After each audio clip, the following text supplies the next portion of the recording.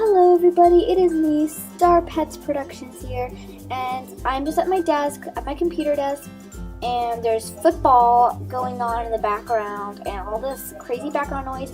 But LPS Gracious Goat wanted to see a drawing I just did, and it's a drawing of a character from Little Witch Academia.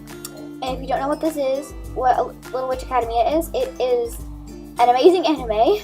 It's kind of like Kiki's Delivery Service, if you've seen that. It's about witches, yeah.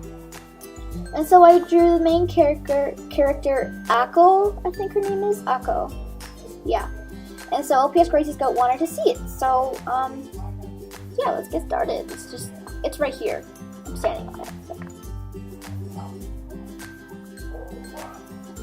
There's the drawing. I'm pretty proud of it. Oh, wait a second. I just need to...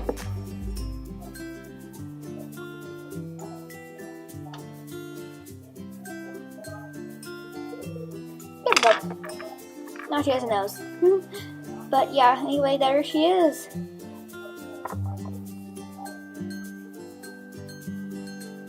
Do you love it? Do you love me?